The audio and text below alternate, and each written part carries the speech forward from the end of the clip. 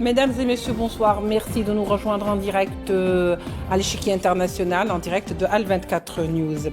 Steve Witkoff, l'envoyé spécial de Trump, se rend à Rafah. Il est aujourd'hui à Gaza pour observer de près la situation, comme si la situation n'est pas assez manifeste. Observer quoi et surtout pour faire quoi? C'est les questions que l'on pourrait légitimement se poser devant un constat de famine cinglant qui ne laisse absolument aucun doute, aucune place au doute. Tout de suite, les développements avec nos invités.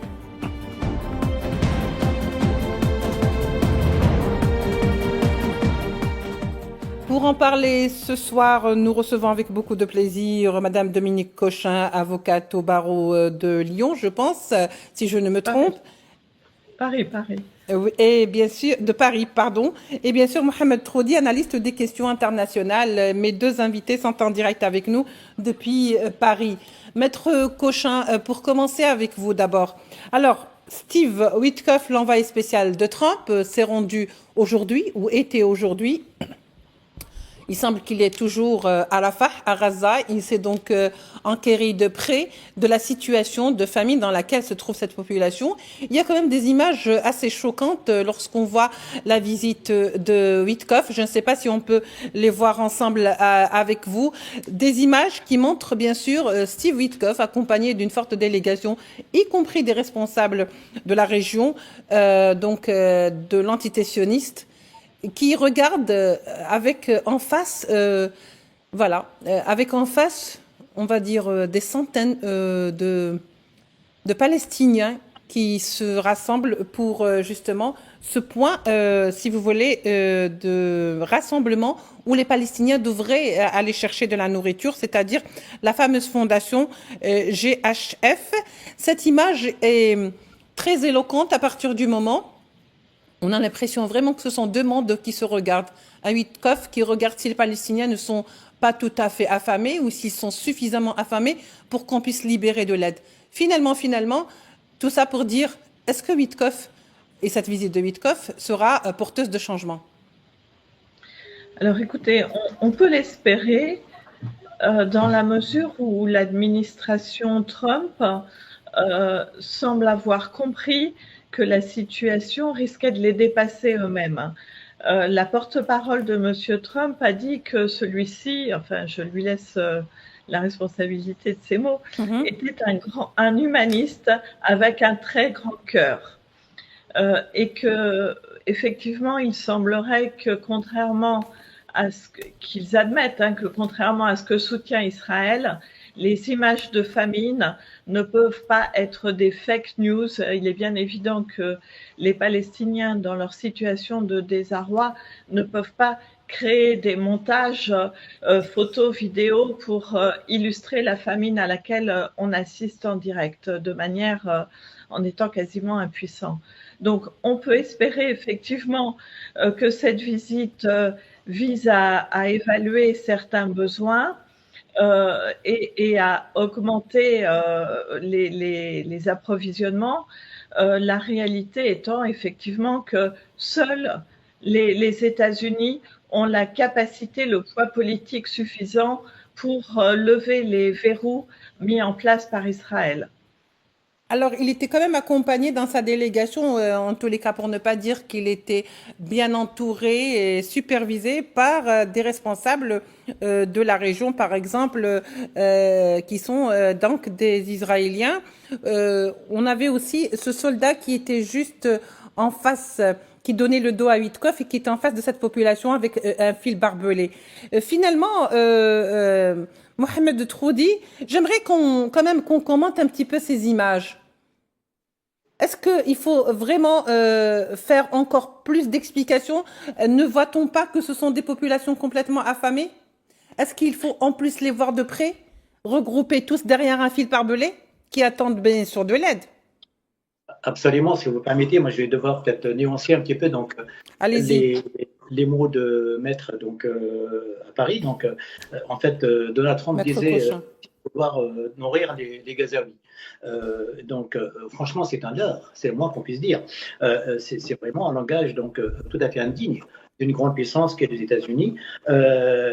il se disait en même temps, bon, va clarifier, avant quand même de les nourrir, clarifier quand même la situation, donc, et donc, c'est comme s'il ne savait rien, ou dois-je dire, ou pas suffisamment, c'est bien dans votre commentaire, pour pouvoir donc intervenir et enfin arrêter un petit peu ce génocide, frisement à ciel ouvert, donc des Gazaouis.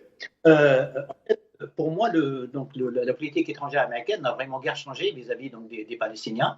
Si on retourne un petit peu les 4 présidents américains, donc il y a eu nullement de changement effectivement sur cette politique étrangère, c'est la même.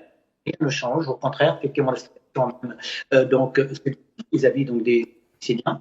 Et dans cette communauté internationale dont bénéficie donc Israël, donc tout est permis, y compris le génocide, et permet un peuple qui est encerclé dans une prison à ciel ouvert, et sans aide. Donc, je pense que c'est une grande responsabilité. Qu'endosse bien évidemment avec le rallié donc sioniste, et en l'occurrence, il ne faut non plus oublier la responsabilité d'Ankara, bien notamment pour en parler effectivement quand même de voisin immédiat. Et je ne comprends pas effectivement cette espèce de nonchalance de la part des pouvoirs donc égyptiens à vouloir effectivement aider donc notamment le passage donc et donc ainsi permettre effectivement donc l'arrivée de la nourriture et des médicaments. On va revenir vers vous, Mohamed Troudi, peut-être juste le temps d'arranger un petit peu la liaison avec vous pour qu'on puisse quand même vous entendre de manière un peu plus audible. Maître Dominique Cochin, alors est-ce que finalement c'est logique aujourd'hui, je ne sais pas si c'est le mot que je devrais prononcer peut-être, mais est-ce que c'est dans l'entendement même général d'aller s'enquérir dans des points de rassemblement où la nourriture est distribuée, c'est-à-dire avec le FHG, c'est-à-dire la fameuse fondation qui a été vraiment critiquée, la fondation donc humanitaire pour Gaza, une fondation qui s'est transformée, si vous voulez, depuis quelque temps, en symbole de la mort, parce que chaque fois qu'ils sont appelés dans un point, ou ils sont ramassés dans un point, ils sont forcément tués. Il y a toujours au minimum 15 morts. Alors en fait, je pense que c'est une mise en scène, hein, ça fait aucun doute. Je suis d'ailleurs pas du tout en contradiction avec notre intervenant. Voilà. Simplement, le fait est, et ça je maintiens, que si quelqu'un peut insuffler un changement, c'est pas malheureusement l'Occident qui est tout aussi complice, hein, enfin l'Occident, l'Europe, pardon, ce sont les États-Unis. C'est le seul partenaire que Israël accepte d'écouter parce que c'est leur fournisseur principal d'armement, notamment. Donc, on peut, enfin moi, je veux encore rester dans l'espoir d'un changement. On verra, hein, les faits nous le diront. En tous les cas, ça, bien évidemment, c'est du cinéma pur et dur parce que se rendre sur place, effectivement, la situation, nous la connaissons. Et par ailleurs, la fondation humanitaire à Gaza, elle a quand même des racines américaines. Ce sont beaucoup d'Américains qui interviennent. On a entendu le témoignage de cet ancien employé d'une entreprise sous-traitante de cette association, Anthony Aguillard. Je ne sais pas si ici ces témoignages ont été répercutés, mais il explique comment on tire sur les gens, comment un enfant vient embrasser la main. Voilà, et se fait tuer quelques instants après. Donc tout ça, ce sont des ombres noires sur l'image de Trump, de son gouvernement. Et là, effectivement, on est dans du cinéma lorsque son envoyé spécial part, soi-disant, voir ce qui se passe. Et c'est aussi et surtout, sans doute, une manière pour dire ensuite, non, mais finalement, la Fondation humanitaire à Gaza a fait de son mieux pour mener à bien sa mission, puisque ce qu'il a déclaré, effectivement, c'est que quand il retournerait aux États-Unis, il présenterait de manière claire la situation au président Trump afin d'élaborer un plan pour livrer de manière le mieux possible la nourriture et des produits de soins aux habitants de Gaza. Mais tout ça, oui, évidemment, c'est du cinéma. Mais si on peut espérer que ce cinéma aboutisse à une levée même partielle du blocus, parce que envoyer la nourriture par voie aérienne, c'est une goutte dans l'océan, et c'est beaucoup de nourriture dans l'océan aussi d'ailleurs dans la Méditerranée. Ça, il faut que ça cesse, il faut que les camions rentrent, voire même des flottes, refaire un ponton comme il y en avait un qui a été bombardé et détruit pour permettre des approvisionnements par navire, parce que le blocus est illégal. Et donc, il faudrait que des navires arrivent de tous côtés, puisque les camions sont bloqués du côté israélien. Oui, ça tombe très bien, puisque de toute façon, d'une manière ou d'une autre, il paraîtrait que juste après la petite tournée de Witkoff dans cette région et dans ce point de distribution de Rafah, où il a été filmé et les images l'ont démontré, et ben juste après son départ, il y a eu 3 morts selon des sources officielles. Finalement, pour rester donc fidèle à ses habitudes, l'antitétionniste a tiré sur 3 Palestiniens parce que ils ont été soupçonnés d'être un groupe suspect. Par contre, Monsieur Mohamed Troudi, ce qui reste quand même assez mystérieux, non, je ne sais pas si c'est vraiment mystérieux, mais est-ce qu'aujourd'hui, vous pensez y a-t-il un besoin réel de constater quelque chose qui déjà, que faut-il de plus, je veux dire, pour faire une déclaration et dire qu'il y a vraiment une famine et que l'aide n'arrive pas? Il faut Absolument. que Witkoff le dise, c'est ça? Pardon. Absolument, parce que je viens de dire effectivement donc dans mon introduction, et effectivement, on est bien face effectivement à une mise en scène terrible en matière de politique étrangère. Donc les Américains et les sionistes d'ailleurs nous ont habitués un petit peu donc de ce type donc de mise en scène. En fait, je rappelle quand même ce que c'est le plan Witkoff quand même pour que les choses soient claires pour ceux qui en fait, le plan Witkoff, en fait, c'est qui a été actualisé, je le rappelle effectivement, lors de la visite justement donc lors de cette aujourd'hui, effectivement, donc, en Israël, en fait, inclut la libération des otages vivants, exactement 10 otages vivants israéliens contre un cessez-le-feu seulement de 44 ans. Ça, c'est le premier point donc, du plan Witkoff. Deuxième point du plan Witkoff, quand même, il faut le dire, donc le Hamas doit donner une liste nominative de l'ensemble des otages israéliens détenus par le Hamas. En parallèle, Israël devait bien évidemment entamer des négociations sur la fin de la guerre. Bien évidemment, la Quanon reste toujours autour de tous les otages israéliens, morts ou vivants. Reste quand même un point d'achoppement qui est très important, il faut le signaler ici. C'est que demeure bien évidemment la question du désarmement du Hamas. Il faut qu'on en parle. Oui. Le Hamas est bien dans une situation effectivement aujourd'hui de défense, d'autodéfense. C'est une défense légitime. Que permet évidemment toutes les lois internationales, y compris évidemment les lois internationales, y compris humanitaires. Donc on est là face à une situation effectivement d'exigence israélienne et qui en dit long sur la volonté d'Israël justement non seulement donc d'aller plus loin dans cette guerre, mais en plus d'aller occuper. Donc on parle aujourd'hui d'une grande offensive dans israélienne du territoire de Gaza et l'occupation totale de Gaza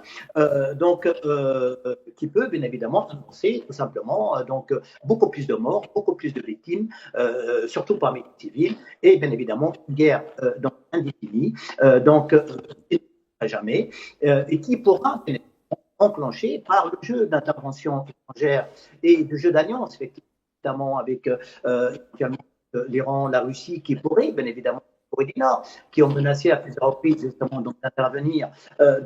Si la situation ne s'arrange pas, on est bien et bien effectivement un danger effectivement de régionalisation, voire d'internationalisation de ce conflit. Je rappelle qu'un des hauts responsables du Hamas a confié à un journal qatari,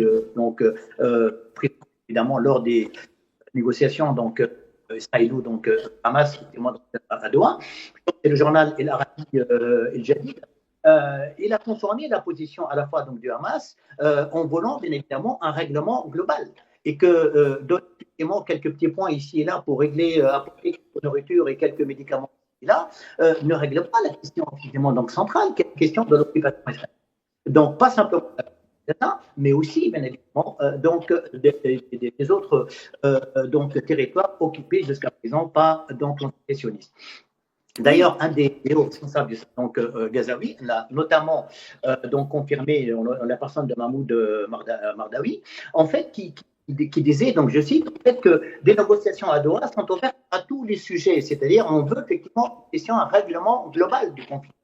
Et notamment, bien évidemment, la question du retour, la question et qui est donc en fait cette guerre déclenchée contre la bande de Gaza, qui est une guerre quand même, pas la première, on le sait très bien, mais d'une ampleur vraiment incomparable par rapport aux autres guerres précédentes, ouvre peut-être effectivement ici le champ ou l'espoir ou le désespoir, ça dépend, mais là on est plus dans le désespoir que l'espoir, d'un règlement un petit peu négocié et donc total de la question palestinienne. En tous les cas, c'est ce que voulaient les responsables donc gazaouis. Et il disait que Israël voulait en fait tout simplement, et ce que Netanyahu veut aujourd'hui, c'est libérer les otages tout en continuant la guerre, y compris bien évidemment par cette menace donc de vouloir donc, organiser ou préparer une guerre de grande offensive donc sur le territoire, tout en voulant bien évidemment négocier le retour donc, des otages israéliens. Très bien, Mohamed Troudi. Alors, pour revenir vers vous, Dominique Cochin,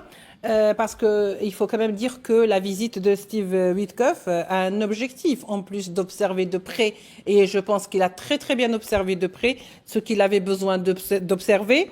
N'empêche qu'il avait déclaré sur X et ailleurs que sa visite, l'objectif de sa visite était pour élaborer un plan visant à livrer de la nourriture et une aide médicale aux habitants menacés par une famine de grande ampleur. Donc, si ce constat, il est fait et que le rapport arrive à Trump, j'imagine que l'autre constat qui va de pair, c'est qu'il y a une population affamée, mais il y a un État qui affame. Et on fait quoi pour cet État voyou qui affame ? Écoutez, de la part des Américains, je pense qu'ils ne feront rien contre l'État voyou qui affame. Les seules actions seront éventuellement, et on peut l'espérer, mais bon, je n'en sais rien, bien évidemment, effectivement, d'organiser de la nourriture qui rentre à Gaza. Ce qui est important, c'est pas simplement de nourrir ponctuellement les Gazaouis. Il faut garder à l'esprit qu'il n'y a pas plus de 5% des terres gazaouis qui sont encore cultivables compte tenu des pollutions, des bombardements, des produits chimiques que ça a pu entraîner, etc. Et il n'y a pas de semences, il n'y a rien. Il y a des organisations qui traitent de manière spécifique auprès des Nations Unies des problèmes de famine dans le monde et qui sont chargés d'aider et qui voudraient pouvoir relancer une agriculture à Gaza. Mais tout ça, c'est pas possible tant que les bombardements vont se poursuivre. Et on ne pourra pas maintenir la population gazaoui sous perfusion de manière constante.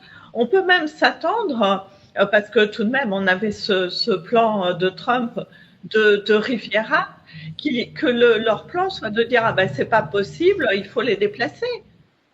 Il n'y a rien qu'ils puissent faire pour les nourrir à Gaza, il faut les déplacer. C'est ce qu'il a dit, il a déjà déclaré ça. Il l'a déjà déclaré par le passé, et cette pseudo-enquête sur place peut aboutir à des conclusions aussi scandaleuses que de dire on les déplace.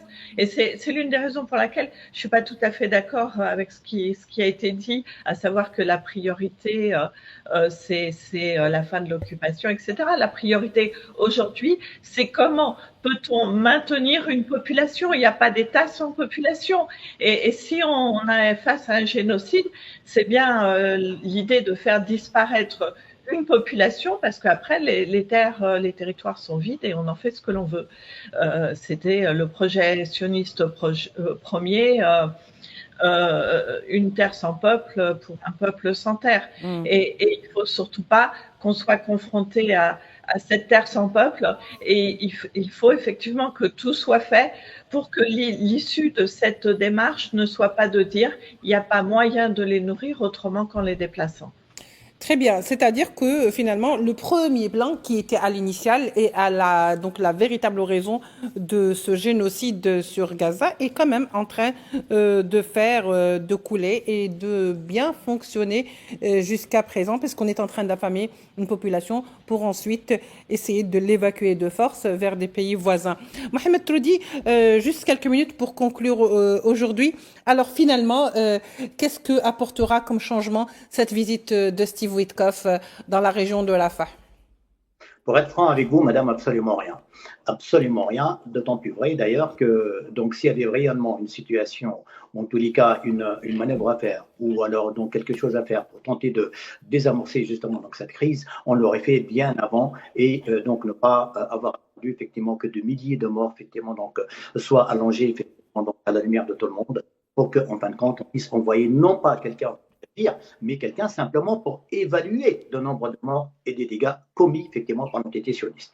Je ne suis pas d'accord avec donc Maître à l'instant disait qu'il n'y a pas d'état sans peuple. Je rappelle également qu'il n'y a pas de madame, et qu'à partir du moment où un peuple est dispersé, un peuple est complètement à lui-même et qui n'est même pas reconnu dans des frontières donc avec un État viable, fiable, avec des frontières reconnues internationalement, bien évidemment que ces problèmes, madame, vont certainement donc se dédoubler, voire se tripler. Je rappelle simplement, en guise de conclusion, que en fait, les négociations qui ont été entamées donc à Doha n'ont aucune chance, à mon sens, d'aboutir, parce que en fait, je pense que donc chaque soutien à une solution, une esquisse de solution proposée, donc de part et d'autre, que ce soit de part du Hamas ou que de la part d'Israël, sera bien évidemment compris comme étant une sorte de compromis, donc une trahison rajoutée sur la pression militaire israélienne. Ce n'est pas franchement pour régler une situation catastrophique. Merci beaucoup, Monsieur Mohamed Troudi. Merci également à Dominique Cochin.